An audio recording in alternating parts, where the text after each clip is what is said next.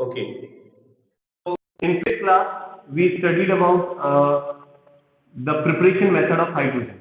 Okay. And next, some of the methods are left. We will cover in this video those methods. And the first next method is laboratory preparation method. Laboratory preparation method. Laboratory preparation of hydrogen. Hydrogen. Okay. So how to prepare hydrogen in laboratory? So it's very simple. It's very simple method how to prepare hydrogen in laboratory. Actually, for it, what we have to do is we have to take a bottle that is called Wolf bottle कहते हैं जिसको आप it has two mouths. This bottle contains two mouths. इसके दो mouths होते हैं इस bottle के, just like this. Okay, and in this bottle actually, what we do, we arrange a such type of arrangement that we can put hydrochloric acid or sulfuric acid drop by drop. So this is a funnel shaped container and it contains concentrated H2SO4. Okay, in this arrangement there is concentrated H2SO4 and we put some zinc granules here. These are the zinc granules. Okay, and this is displacement tube. Okay, and this tube is fixed in another inverted bottle or a tube को थोड़ा सा नीचे से पास करें like this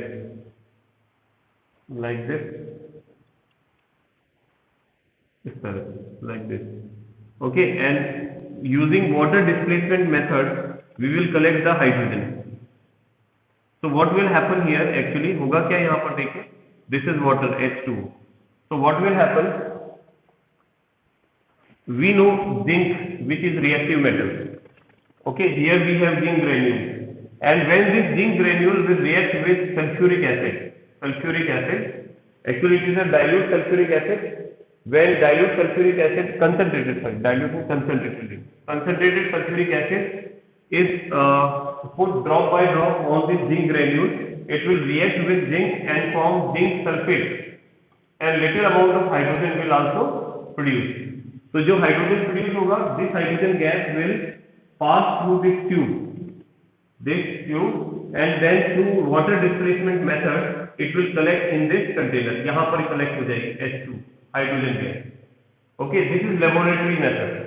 ये जो method है आपके पास में, दिस इज लेबोरेटरी मेथड और इस लेबोरेटरी मेथड में जैसे जैसे यहाँ पर बनेंगे बबल्स प्रोड्यूस होंगे यहाँ पर हाइड्रोजन के, जो बाद में ऊपर की तरफ कलेक्ट हो जाएंगे सारे. ठीक है, तो by this method we can prepare hydrogen in laboratory में आप इस मेथड से हाइड्रोजन को प्रिपेयर कर सकते हैं. तो लेट्स मूव ऑन आगे. हाँ, एसिडिफाइड वाटर, बेटा एसिडिफाइड वाटर का मतलब हो गया कि आपके पास डाइल्यूट एसिड हो गया, but actually in concentrated acid it's reactivity high. तो अगर डाइल्यूट लेंगे तो आपको उसको हीट और करना पड़ेगा, बट कंसंट्रेटेड में नॉर्मल टेम्परेचर पर ये हाइड्रोजन गैस प्रोड्यूस करने लग जाता है. ठीक है, okay.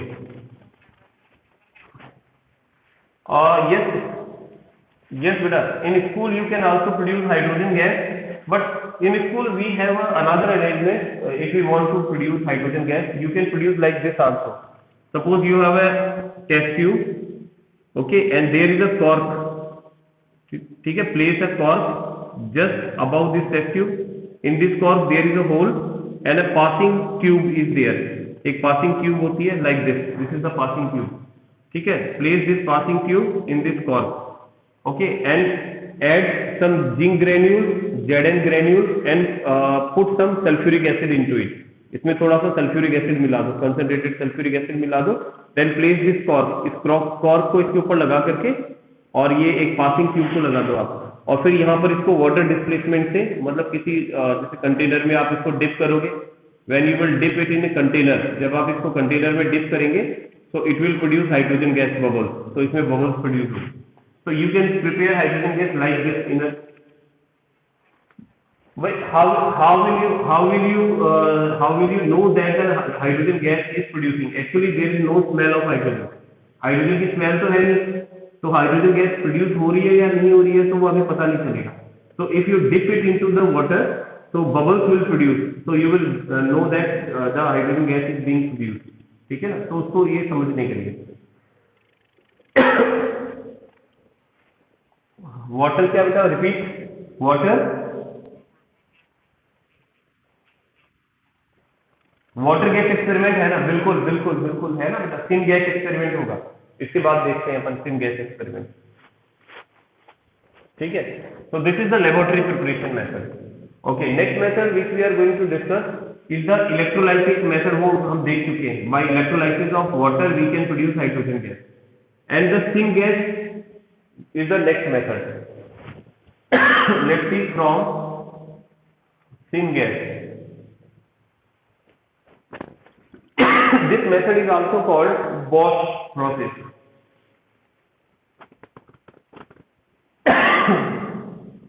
Sorry, this process is also called Bosch process. हाँ बिल्कुल, कॉल गैसिफिकेशन भी कहा जाता है. इसके अंदर आगे आएगा कॉल गैसिफिकेशन. पहले तो अपन सिन गैस से बना करके देख लें. यस, देखते हैं. So actually what happen in this process, we take coke. Coke is कोल, जिसको कोयला कहते हैं ना, तो कॉक इज दैट. तो actually coke is the allotrope of carbon. तो वो कार्बन का एलोट्रॉप है, it contain lot of carbon. तो when you pass steam on it, जब आप इसके ऊपर स्टीम को पास करेंगे, steam means water, this is steam, this is steam. When you pass steam on it, actually steam कब pass होगी बेटा, इससे ध्यान रखना, जब आप टेम्परेचर को बहुत ज्यादा हाई रखेंगे, 1270 केल्विन, दिस मच टेम्परेचर, इतना टेम्परेचर रख रहे हैं, एंड इन प्रेजेंस ऑफ निकल, निकल की प्रेजेंस के अंदर आप इस प्रोसेस को कर रहे हैं.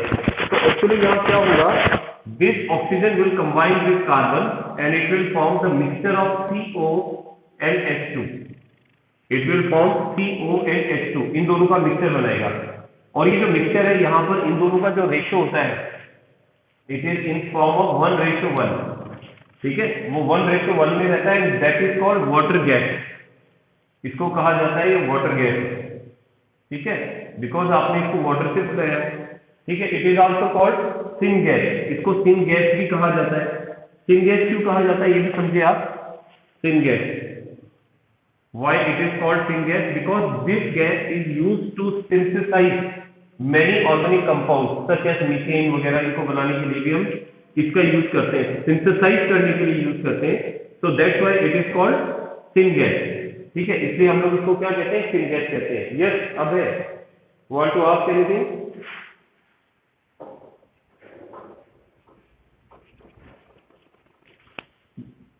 बेटा रिएक्टिविटी तो अलग मैटर है, बट रिएक्शन की रेट बढ़ जाती है अगर आप टेम्परेचर को इंक्रीज करते हैं.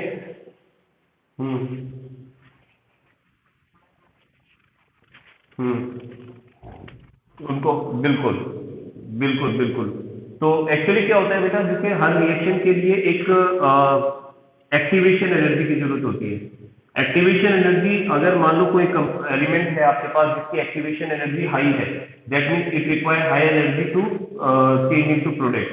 तो अगर आप उसको हीट कर रहे हैं, तो that means you are providing the sufficient energy to reach the activation level.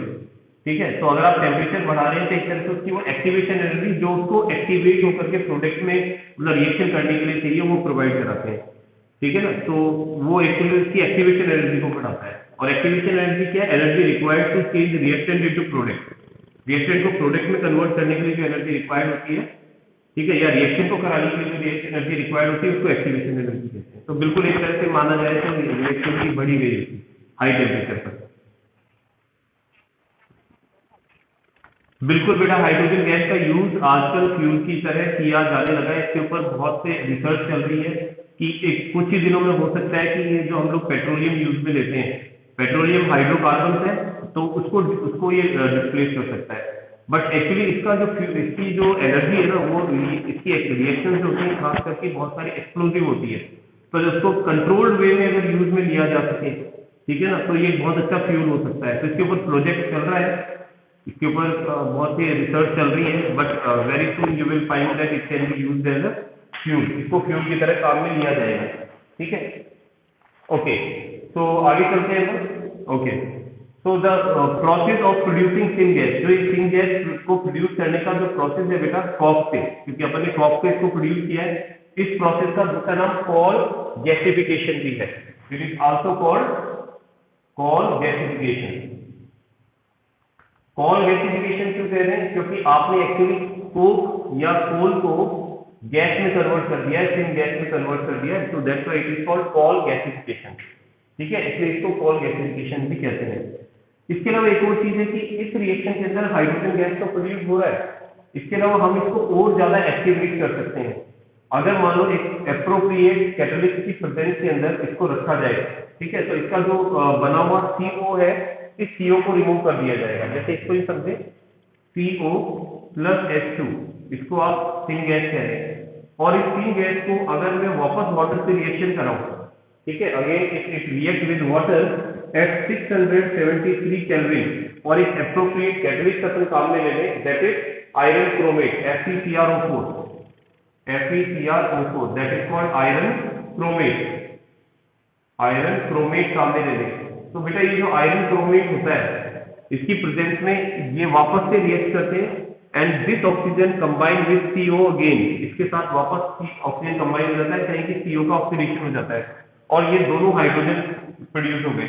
Now you have CO2 and 2H2, यानी जो हाइड्रोजन है आपके पास, उसकी प्रोडक्शन पहले से डबल हो गई, ठीक है ना। तो एक तरह से वापस से अगर हम इसकी रिएक्शन करा रहे हैं वाटर से, ठीक है, आयरन की प्रेजेंस, आयरन क्रोमेट की प्रेजेंस के अंदर, then it will produce lot more hydrogen, और भी ज्यादा हाइड्रोजन की प्रोडक्शन ये करेगा। तो ये जो रिएक्शन है ना, इसको हम लोग क्या कहते हैं कि इसमें आपने कार्बन मोनोऑक्साइड को शिफ्ट कर दिया है। हाँ बिल्कुल, इसको आप क्या बोलते हैं? Water gas shift reaction. This is called water gas shift reaction कहते हैं, क्योंकि यहां पर जो आपके पास कार्बन मोनोऑक्साइड बना था, उसको रिमूव कर दिया है, ठीक है, और आपके पास में केवल हाइड्रोजन गैस बन गई है, ठीक है। तो ये भी एक आपके पास मेथड है जिससे कि आप हाइड्रोजन गैस को प्रोड्यूस कर सकते हैं, but this is important one, ठीक है। जो अपन ने पढ़ा है उनमें सबसे ज्यादा इंपोर्टेंट है ये जो मेथड है हमारे पास में, ठीक है। और थोड़ा आगे चलते हैं।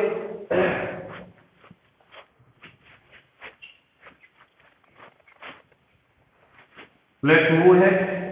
Then next method is from hydrocarbon. Hydrocarbon से भी आप इसकी प्रोडक्शन कर सकते हैं, okay. So let's see how can we prepare it from hydrocarbon.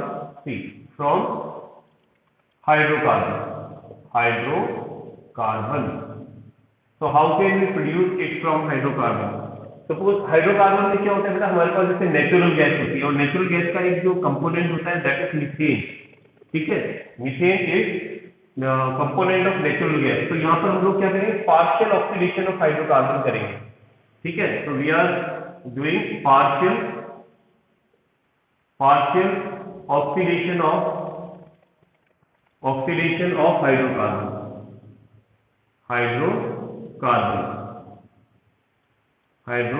तो मैं बात कर रहा था मीथेन की। तो मीथेन या नेचुरल गैस जो है CH4, तो इसको ले लेते हैं फ्रॉम नेचुरल गैस। आपके पास एक नेचुरल गैस है, नेचुरल गैस के कंपोनेंट हमने मीथेन को ले लिया जो ज्यादा क्वांटिटी के अंदर होता है, और इसको आप वाटर से रिएक्ट करा रहे हैं, ठीक है। और जो कंडीशन है that is 1270 kelvin in presence of निकल। तो यहाँ पर ये भी किसकी प्रोडक्शन कर सकता है बेटा? ये भी हाइड्रोजन की प्रोडक्शन कर सकता है, और साथ में कार्बन मोनोऑक्साइड बनाता है, जिसको हम लोग सिन गैस कहते हैं। एक तरह से सिन गैस की फॉर्मेशन इस तरह से भी हो जाती है। तो यहाँ पर कार्बन मोनोऑक्साइड और हाइड्रोजन प्रोड्यूस होता है आपके पास। तो ये भी एक मेथड है जिससे कि हम लोग क्या बना सकते हैं? हाइड्रोजन की फॉर्मेशन कर सकते हैं।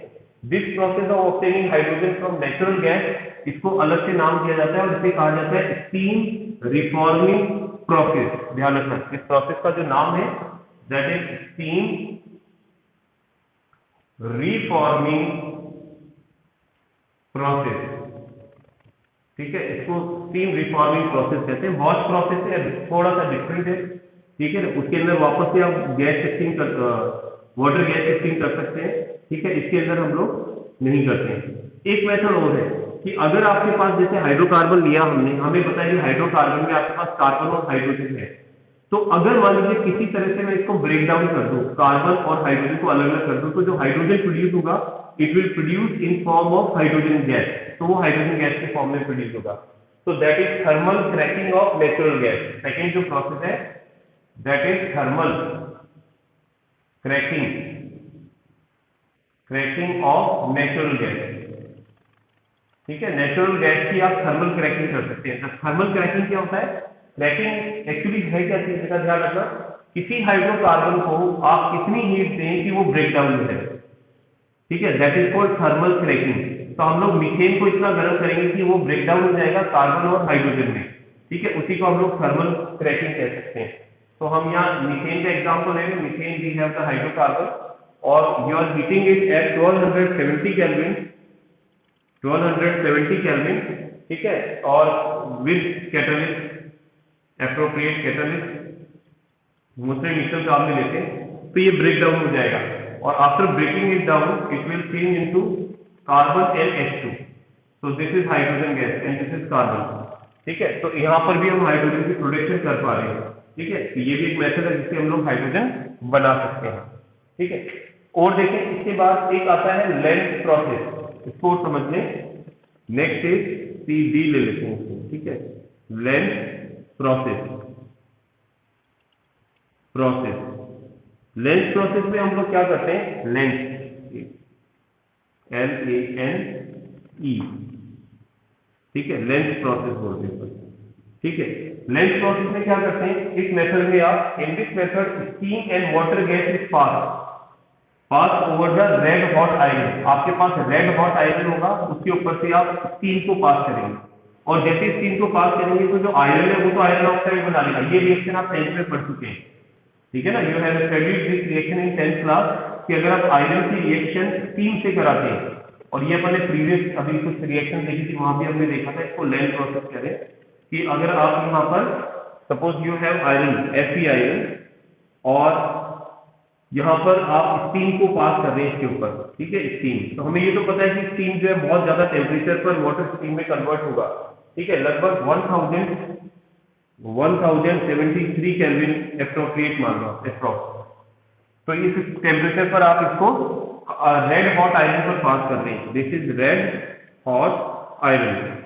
तो वहां पर ये बेटा आपके पास जो आयरन है, आयरन ये ऑक्सीजन के साथ कंबाइन होगा and after combining with oxygen it will form Fe3O4।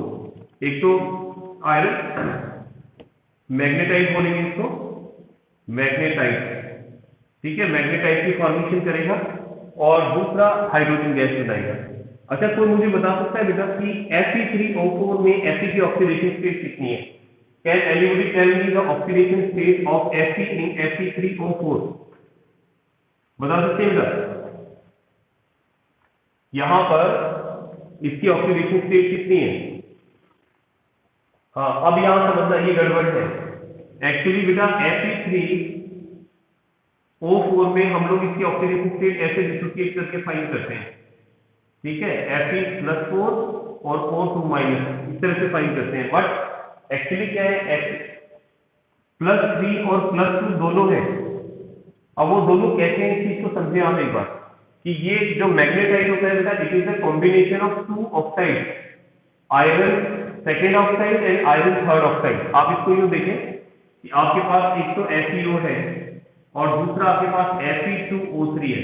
इन दोनों को कंबाइन कर लें आप, और जब आप इन्हें कंबाइन करेंगे it will form Fe3 and oxygen कितना है 4। तो यहां पर इसकी ऑक्सीडेशन स्टेट +3 है और यहां इसकी ऑक्सीडेशन स्टेट +2 है। ठीक है ना, तो यानी फेरस और फेरिक, इसका फेरस है ये फेरिक है, इन दोनों के कॉम्बिनेशन से Fe3O4 बनता है। तो यहां पर Fe+4 नहीं है क्योंकि स्टूडेंट क्या ये ऑक्सीडेशन स्टेट इसकी मान लेते हैं कि Fe की, ऐसा नहीं है, ये कॉम्बिनेशन कंबाइन होने से ऑक्साइड बनता है। ठीक है, तो this is also method by which we can form hydrogen gas. इस मेथड से हम हाइड्रोजन गैस की फॉर्मेशन कर सकते हैं। चलिए और आगे बढ़ते हैं।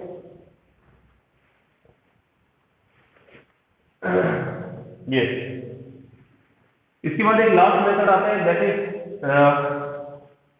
रिडक्शन ऑफ Fe3O4,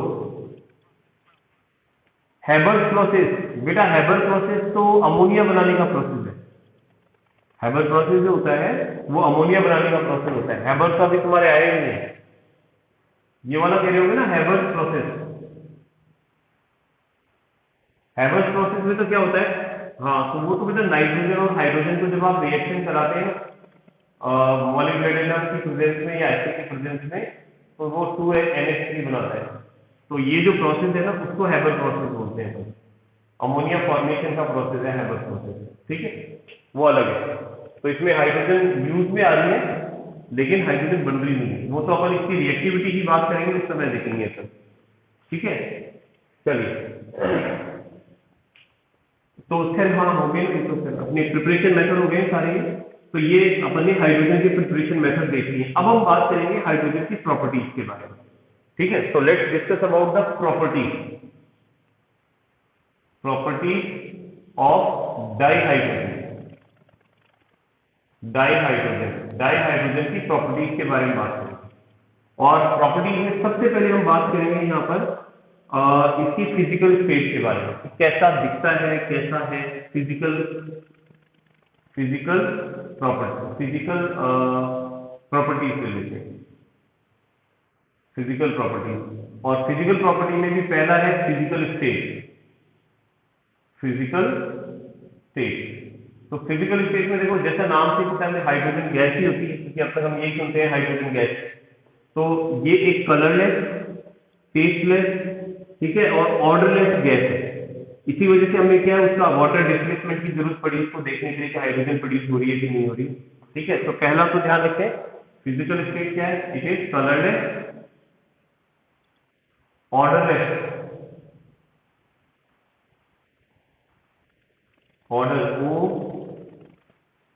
ऑर्डर में हो जाएगा ODOUR, क्या बेटा,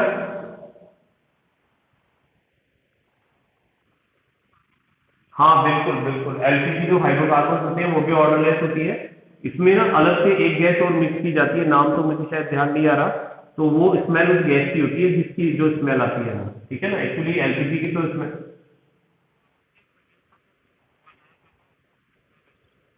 हाँ नहीं फनल पे नहीं, शायद उस गैस में मिक्स किया जाता है आई थिंक उसको। चलिए खैर, it is colourless, odourless and tasteless gas, ठीक है ना। ये कलरलेस, ऑर्डरलेस और टेस्टलेस गैस होती है। दूसरी बात, अगर हम इसको कंपेयर करें वाटर के साथ में, तो पानी में इसकी सॉल्युबिलिटी बहुत कम होती है, ठीक है। ये बहुत स्लाइटली सॉल्युबल है, बहुत हल्की सी सॉल्युबल होती है वाटर के अंदर। और उसका रीजन है कि वाटर में सॉल्युबल क्यों नहीं होती, क्योंकि वाटर एक पोलर सॉल्वेंट है और ये गैस जो है वो नॉन पोलर है, ठीक है। तो एक तरह से अगर सॉल्युबिलिटी की बात करते हैं हम, सॉल्युबिलिटी, ठीक है, तो लेस सॉल्युबल इन वाटर, पानी में बहुत कम सॉल्युबल है। उसका रीजन है कि हाइड्रोजन जो है ये तो नॉन पोलर है, और H2O जो होता है बेटा ये पोलर होता है। तो एक तो मुझे बताओ कि पोलर और नॉन पोलर तो पता होगा ना आपको, ये तो आपने केमिकल बॉन्डिंग में पढ़ा है, ठीक है, कि पोलर क्या होता है, नॉन पोलर क्या होता है। क्योंकि हाइड्रोजन में आपके पास पॉजिटिव नेगेटिव पार्ट नहीं होता, दोनों की इलेक्ट्रोनेगेटिविटी सेम है, तो इसलिए हम बोलेंगे कि ये नॉन पोलर है। बट अगर मैं H2O एग्जांपल लेता हूं बेटा, तो H2O में देखो ऑक्सीजन पार्शियल नेगेटिव और हाइड्रोजन पार्शियल पॉजिटिव होता है, इसमें पॉजिटिव और नेगेटिव पार्ट है, इसका मतलब ये पोलर है, ठीक है। तो पोलैरिटी हम ध्यान रख सकते हैं। तो ये जो पोलर होता है बेटा ध्यान रखना, पोलर कंपाउंड जो होते हैं वो पोलर में ही ज्यादा सॉल्युबल होते हैं, नॉन पोलर में ज्यादा सॉल्युबल होते हैं, और अपोजिट है तो उसकी सॉल्युबिलिटी कम देखने को मिलेगी, ठीक है। इसके अलावा जैसा हमने कहा कि हाइड्रोजन है तो गैस, बट हाइड्रोजन को लिक्विफाई किया जा सकता है अगर आप इसको प्रेशर बढ़ा देंगे और टेम्परेचर कम कर देंगे। तो ये भी चीज ध्यान रखें, सी, ठीक है। इट कैन बी लिक्विफाइड,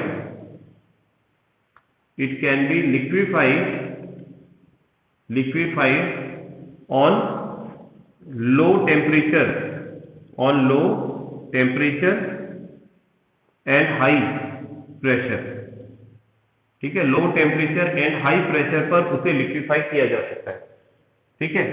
तो ये हमने कुछ इनकी फिजिकल सिंपल प्रॉपर्टीज के बारे में बात कर ली है। अब हम बात करेंगे इनकी केमिकल प्रॉपर्टीज के बारे में।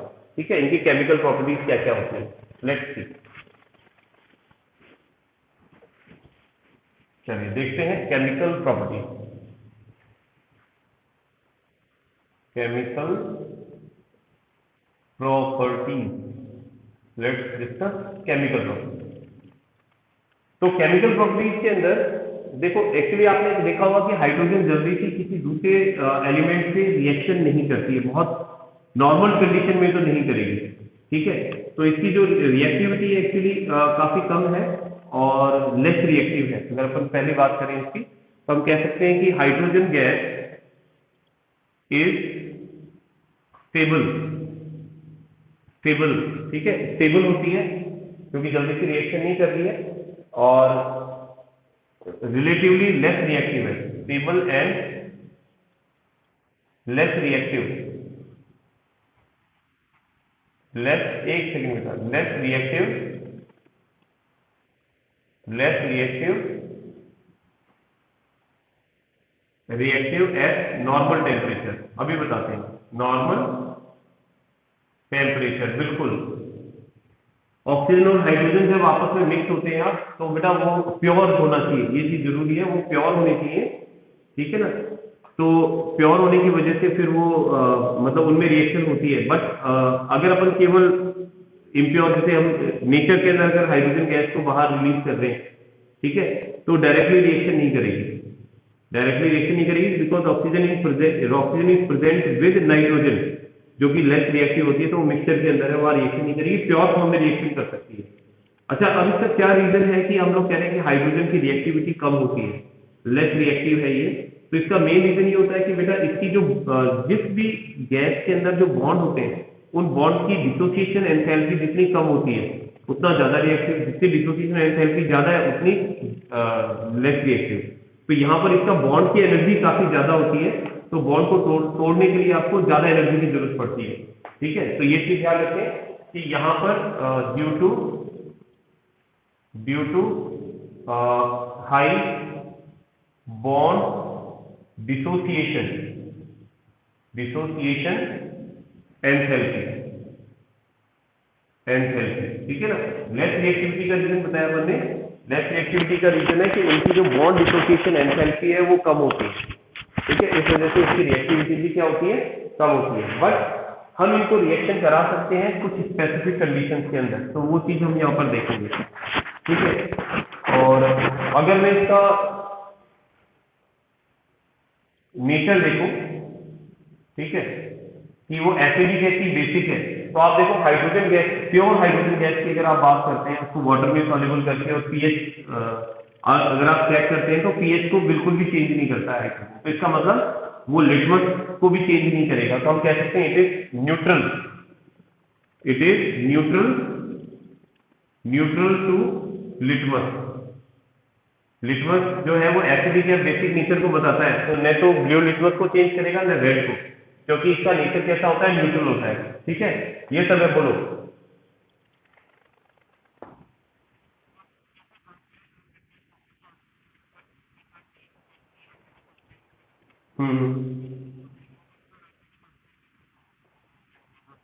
बिल्कुल बिल्कुल बिल्कुल सही है, तो उसका नेचर न्यूट्रल है, यही हम कह रहे हैं ना। अच्छा, अब दूसरी बात, अगर बात करें इसकी कंबस्टिबिलिटी की, ठीक है, अभी बताता हूँ कंबस्टिबिलिटी। उसका रीजन है बेटा, अब हम जो है इसे दो कैटेगरी में डिवाइड करते हैं ऑक्साइड को। एक तो होता है मेटल ऑक्साइड, एक होता है नॉन मेटल ऑक्साइड, और एक होता है जो मेटल और नॉन मेटल दोनों के बीच के नेचर को शो करता है। तो अगर हम ये कह रहे हैं कि जो मेटल ऑक्साइड्स होते हैं, मेटल ऑक्साइड्स जो होते हैं, ठीक है, उनका नेचर बेसिक होता है, और जो नॉन मेटल ऑक्साइड होते हैं, नॉन मेटल ऑक्साइड जो होते हैं उनका नेचर एसिडिक होता है, एसिडिक। अब हम हाइड्रोजन को कह रहे हैं कि हाइड्रोजन जो है न तो मेटेलिक है न ही नॉन मेटेलिक है, मतलब इलेक्ट्रोनेगेटिव भी बहुत ज्यादा नहीं होता हाइड्रोजन और इलेक्ट्रो पॉजिटिव भी नहीं होता, तो ये तो बिल्कुल बीच में है। तो बीच में तो कौन सा नेचर आएगा, बीच का नेचर तो न्यूट्रली तो होता है। ठीक है ना, अगर इसमें मेटेलिक प्रॉपर्टी होती तो ये बेसिक होता, अगर नॉन मेटेलिक प्रॉपर्टी होती तो वो एसिडिक होता। बट इसके अंदर देखो मेटेलिक प्रॉपर्टी है, नॉन मेटेलिक प्रॉपर्टी है, तो इस वजह से इसका नेचर, इसके ऑक्साइड का नेचर जो होता है, H2O का जो नेचर होता है वो कैसा होता है, न्यूट्रल होता है, 7, ठीक है ना। तो ये चीज ध्यान रखें कि जैसे जैसे मेटेलिक प्रॉपर्टी बढ़ेगी वैसे वैसे बेसिक नेचर बढ़ेगा, जैसे जैसे नॉन मेटेलिक प्रॉपर्टी बढ़ेगी वैसे वैसे एसिडिक नेचर बढ़ेगा, ठीक है।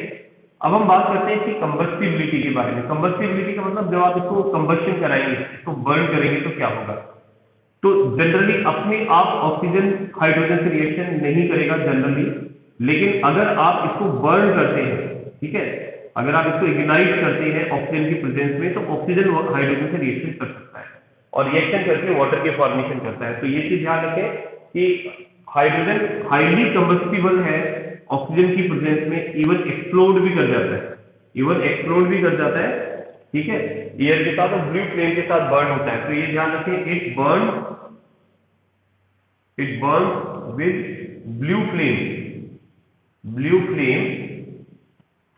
in presence of ऑक्सीजन की प्रेजेंस में ब्लू फ्लेम के साथ बर्न होता है।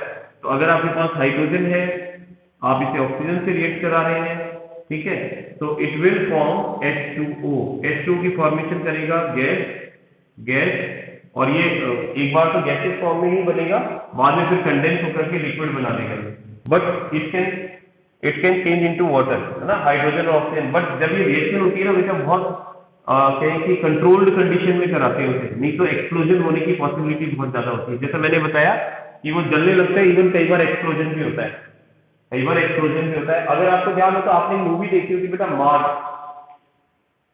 मार्स मूवी देखी है आपने,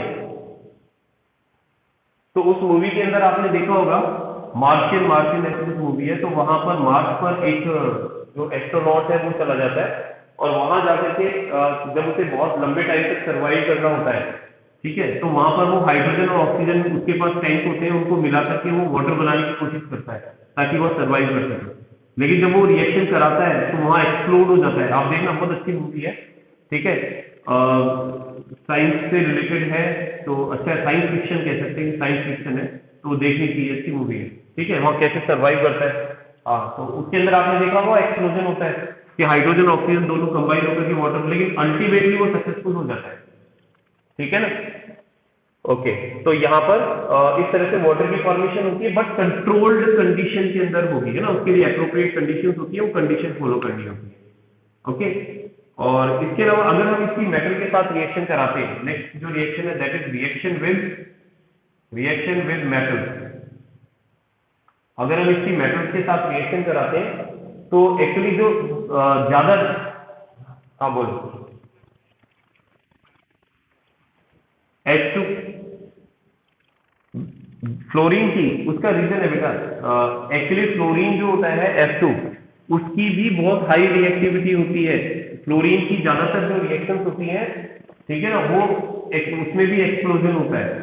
तो इस वजह से डार्क यानी कि लाइट की प्रेजेंस के अंदर वो रिएक्शन जो होती है ना, वो एक तरह से फोटोकेमिकल इफेक्ट देती है उसको, तो जो फोटोन्स को एब्जॉर्ब करके और उसमें भी रिएक्शन अनकंट्रोल्ड हो जाती है, ठीक है। और खास करके अपन ये देखिए मेटल के साथ जो हेलोजेंस की ज्यादातर रिएक्शंस है ना, वो फोटोकेमिकल रिएक्शंस है, तो डेफिनेटली उन पर सनलाइट का इफेक्ट पड़ता ही पड़ता है, ठीक है।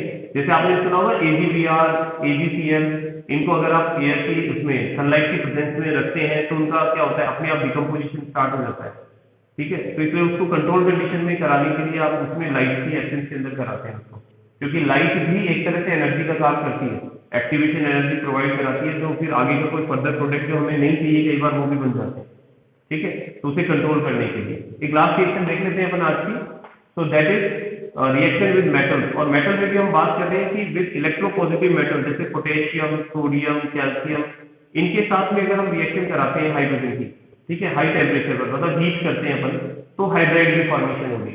जैसे मान लीजिए आप सोडियम के साथ रिएक्शन करा रहे हैं, ठीक है, हाइड्रोजन गैस की, या फिर आप रिएक्शन करा रहे हैं कैल्शियम के साथ हाइड्रोजन गैस की, तो थोड़ा सा हाई टेम्परेचर हीट करना पड़ेगा 573 केल्विन पर, ये भी 573 केल्विन, 573 केल्विन मतलब लगभग 200 डिग्री सेल्सियस के आसपास। तो यहाँ पर ये दोनों आपस में रिएक्शन करके हाइड्राइड बनाएंगे, ठीक है, सोडियम हाइड्राइड बनेगा और यहाँ पर आपके पास कैल्शियम हाइड्राइड की फॉर्मेशन होगी, ठीक है। बैलेंस करेंगे तो फिर आप यहाँ 2 लगा देंगे, यहाँ 2 लगा देंगे, और यहाँ कैल्शियम हाइड्राइड है, CaH2 बनेगा। ठीक है, तो hydride form when hydrogen react with reactive metal, या जब रिएक्टिव मेटल के साथ रिएक्शन कराते हैं तो ही होती है। जो लेस रिएक्टिव मेटल है वो इसे रिएक्शन नहीं करते हैं। जैसे आप आयरन से, कॉपर से अगर हाइड्रोजन की रिएक्शन कराएंगे तो रिएक्शन नहीं होगी। मेटल का रिएक्टिव होना जरूरी है, तभी वो रिएक्शन होगी। ठीक है, क्लियर है बेटा?